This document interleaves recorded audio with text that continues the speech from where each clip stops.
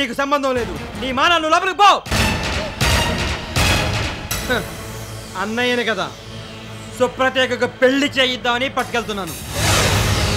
నా టైపు పెళ్లి. ఈవిడ గారికి ఎన్నిసార్లు పెళ్లి ముహూర్తాలు పెట్టాం, ఒక్కటి జరగలేదు. ఎలాగో పెళ్లి అచ్చొచ్చట్లేదు. అందుకని చెల్లెమ్మ పరిస్థితిని అర్థం చేసుకొని అన్నయ్యగా ఎలా వెరైటీగా ముందు శోభనం జరిపిద్దాం అనుకుంటున్నాను. అందుకే తీసుకెళ్తున్నాను.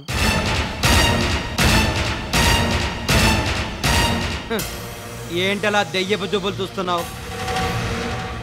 మర్యాదగా పక్కకి తప్పుకో, లేకపోతే మక్కలు ఇరిగిపోతాయి. నీకిదే చెప్తున్నాను, సుప్రతీకని వెంటనే వదిలేసి వెళ్ళిపో, లేకపోతే నేనేం చేస్తానో నాకు తెలీదు. నువ్వేం చేసినా సరే సుప్రతీకని వాళ్ళ నా బారి నుంచి కాపాడలేవు. ఇది మామూలేలే. ఈ మాత్రం సరకుండా ఎలా ఉంటారు? పదండి పదండి.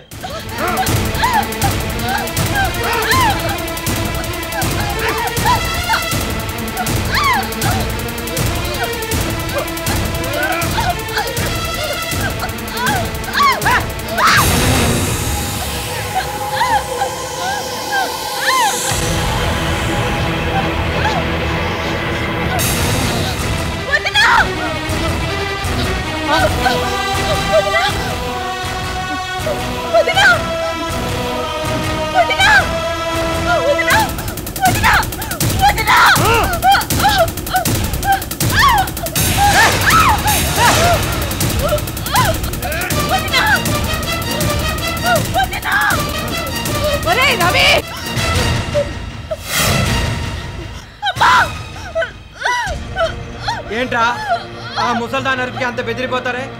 ఆవిడ అలాగే అరుస్తుంది. పదండి పదండి, ఇప్పటికే ఆలస్యమైంది.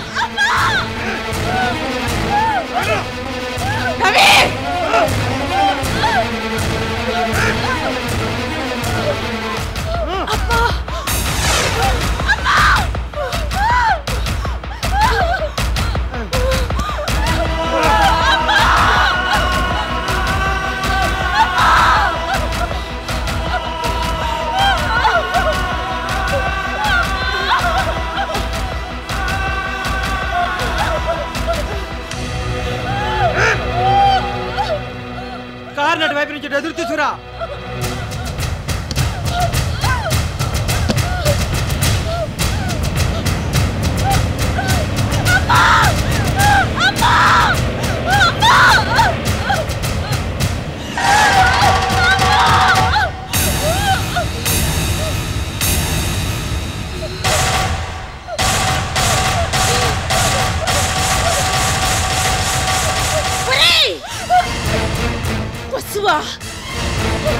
సుప్రతీకని వదిలిపెట్టరా. నీ బెదిరింపులు నా దగ్గర పనిచేయవు. త్వరగా కారెక్కించండి రా.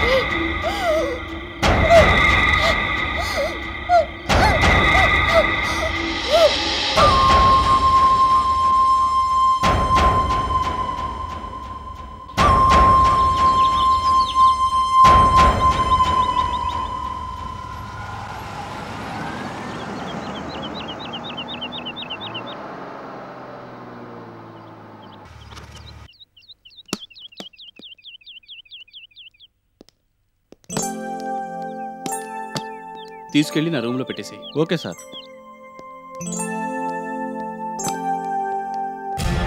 బాబు, మీరు ఊరెళ్ళిన 4 రోజుల్లోనే ఘోరం జరిగిపోయింది. మీరు ఆ ఊర్లో ఏ హోటల్లో ఉంటారో తెలియక మీకు కబురు చేయలేకపోయాం. ఏమైంది? సుప్రతీక్ గారు అన్నయ్యని వాళ్ళ వదిన చంపేశారు బాబు. రాత్రిపూట తప్పతాగొచ్చి సుప్రతీక్ గారిని బలవంతంగా ఎక్కడికో తీసుకెళ్తుంటే రాత్రమ్మ అడ్డుపడ్డారట. ఆ గొడవలో భర్తని చంపేశారట.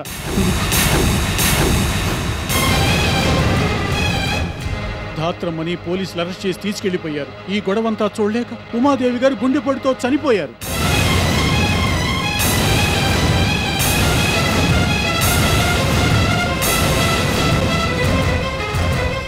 మీరెప్పుడెప్పుడు తిరిగి వస్తారా? ఈ విషయం మీతో ఎప్పుడెప్పుడు చెప్దామా అని ఎదురు చూస్తున్నాను. సుప్రతీక్ గారికి చాలా అన్యాయం జరిగిపోయింది. వెంటనే వెళ్ళండి.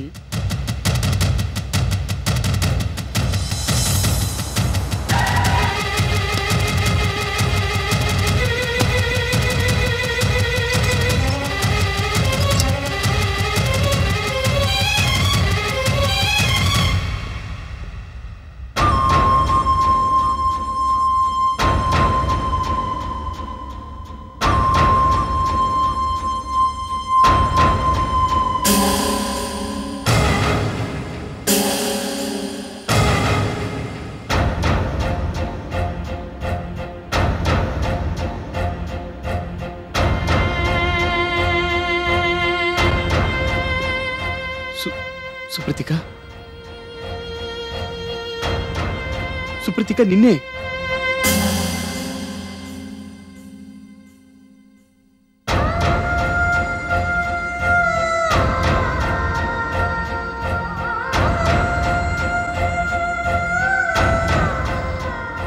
ఏంటి సుప్రతిక ఇదంతా అసలు?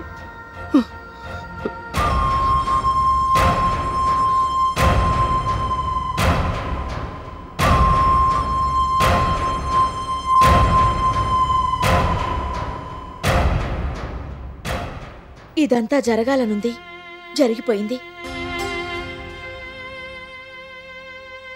ఎందుకు ఎలా అని నిలదీయడానికి నాకెవరూ కనిపించడం లేదు. ఎప్పటికప్పుడు నేను కన్న కలలన్నీ ఆవిరైపోతూనే వచ్చాయి. నా మనసులోని ఆశలన్నీ ఎండమావులుగానే మిగిలిపోతూ వచ్చాయి. నాకిలాగే జరగాలేమో, నా బతుకింతేనేమో.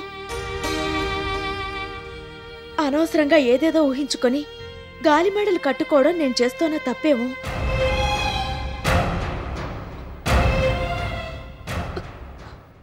నా జీవితంలోకి ఎవరు ప్రవేశించాలని చూసినా వాళ్ళకన్నీ బాధలే ఎదురవుతున్నాయి. నా వల్ల మీకు చాలా అసౌకర్యం కలిగింది. నన్ను క్షమించండి. ఏంటి సుప్రతిక నువ్వు మాట్లాడేది? నీ పరిస్థితి నేను అర్థం చేసుకోగలను, కానీ అలా మాట్లాడొద్దు. నాకెంత బాధగా ఉందో తెలుసా? నాకు మాత్రం ఏ బాధ లేదు. ఇవన్నీ అలవాటైపోయాయి. జరిగేది చూస్తూ కూర్చోవడం తప్ప ఇలా ఎందుకు జరుగుతోందని ఆలోచించే శక్తి నాకిక లేదు. ఇంత జరిగినా నేనింకా ఓ బండరాయిలా ఇక్కడ మిగిలున్నానంటే అది పాప కోసమే, నన్ను కాపాడడం కోసమే. వదిన భర్తని కూడా చూడకుండా అన్నయ్యని చంపేసింది. నా కోసమే ఇప్పుడు పాపకి దూరమై జైలు శిక్ష అనుభవించాల్సి వచ్చింది.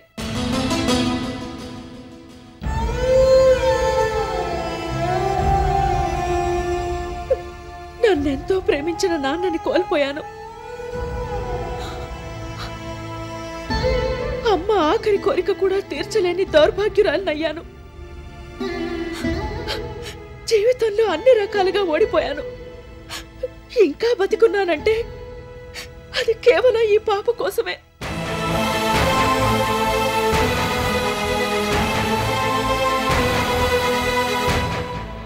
ఇక నాకంటూ జీవితంలో ఏం మిగల్లేదు. ఇక నేను బతికేది పాప కోసమే. తన అనాథలా మారకుండా అన్నీ నేనే అయి పెంచుతాను. వదిన చేసిన త్యాగానికి ఓ అర్థం పరమార్థం ఉండేలా చూస్తాను. అందుకు నా వంతు సహకారం నీకు తప్పకుండా అందిస్తాను. 4 రోజుల్లోనే ఇంత జరిగిందంటే నమ్మలేకపోతున్నాను. నీతో ఏం మాట్లాడాలో కూడా అర్థం కావడం లేదు. ఈ పరిస్థితుల్లో నువ్వు ఇలా మారడం సహజమే. నువ్వు ఈ షాక్ నుండి తేరుకునేలా నా వంతు కృషి నేను చేస్తాను. బాధలతో నిండిన గతాన్ని నువ్వు మర్చిపోయేలా ఎన్నెన్నో ఆనందాలు నిండిన కొత్త జీవితాన్ని నీకు అందిస్తాను. Time heels everything. నువ్వు కోలుకునేదాకా ఇక్కడ ఒంటరిగా ఉండొద్దు. నాతో పాటు మా ఇంటికి వచ్చేసి. ఎందుకు? ఎందుకేంటి, ఎలాగో పెళ్ళైన తర్వాత అక్కడికే రావాలి కదా. అప్పటిదాకా నువ్వు ఇక్కడ ఒంటరిగా ఉండడం మంచిది కాదు. ఇక్కడ జరిగిందంతా మర్చిపోవాలంటే నువ్వు ఈ ఇంట్లో ఉండకూడదు. నువ్వు త్వరగా కోలుకునేలా నేను చూస్తాను. నీ మనసు కుదుట పడ్డాకే మన పెళ్ళి.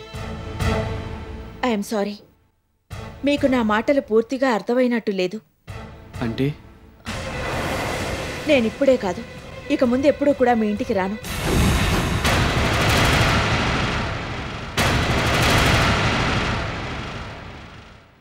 ఈ జీవితానికి ఇక పెళ్లి లేదు.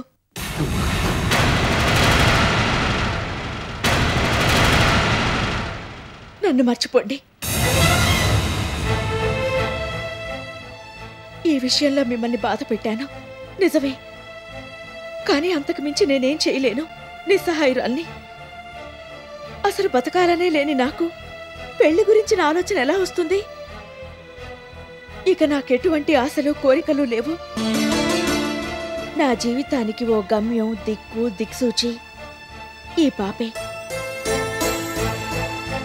పాపకి ఏ లోటు రాకుండా చూడటమే ఇక నాకు మిగిలిన జీవితాశయం. ఏంటి సుప్రతీక నువ్వు మాట్లాడేది?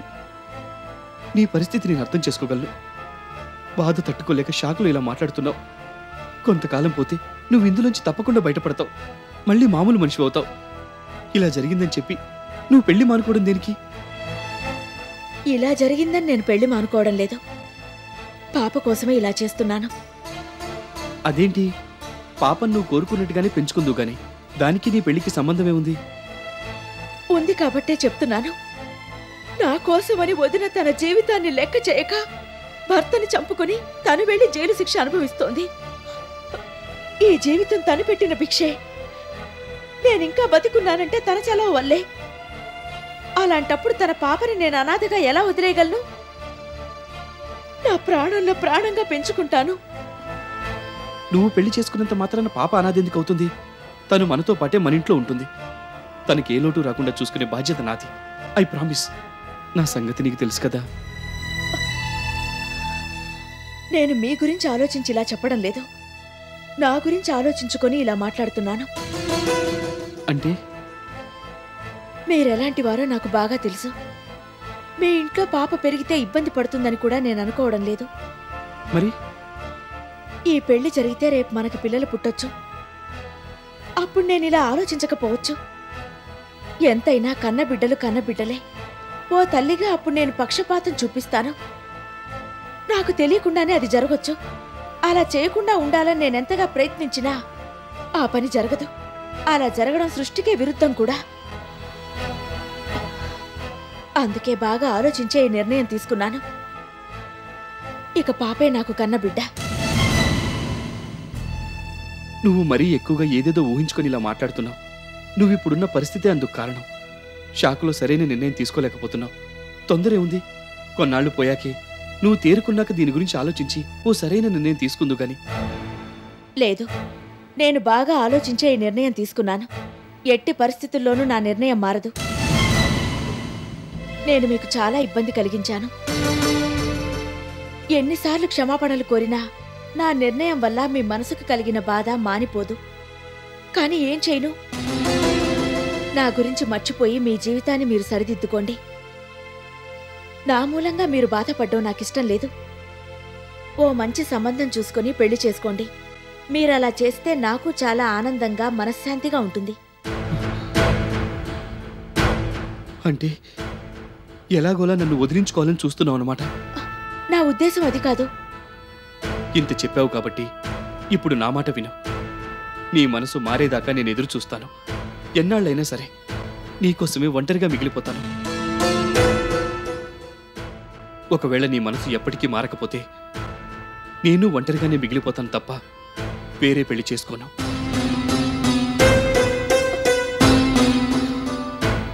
నేను మొదటి నుంచి నిన్నే ఆరాధిస్తున్నాను.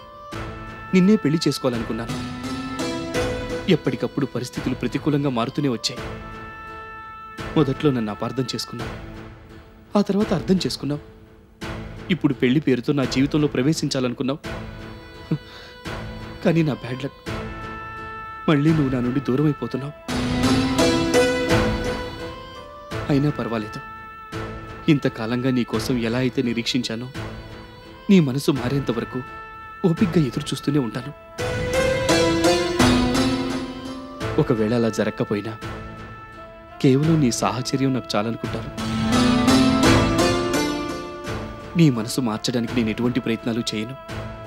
నీ అంతటి నువ్వు పెళ్లి చేసుకుందామని చెప్పాకే మన పెళ్లి జరుగుతుంది. ఒకవేళ అది ఎప్పటికీ జరగకపోయినా పర్వాలేదు. అప్పటికీ ఇప్పటికీ ఎప్పటికీ నీ అభిమానిగానే నేను ఉండిపోతాను. నా నిర్ణయం నాదైనప్పుడు మీ నిర్ణయం మీది. దాన్ని మార్చాలని చూడ్డం తప్పు. మీకేది మంచిదనిపిస్తే అదే చేయండి. నేనెప్పటికీ మీ శ్రేయోభిలాషిని.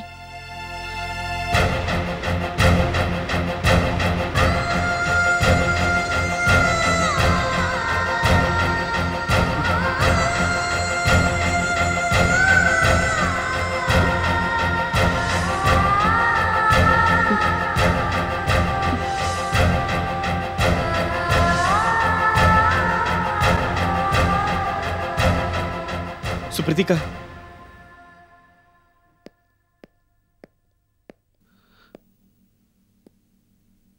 మన పెళ్లి గురించి నీ దగ్గర ప్రస్తావించను.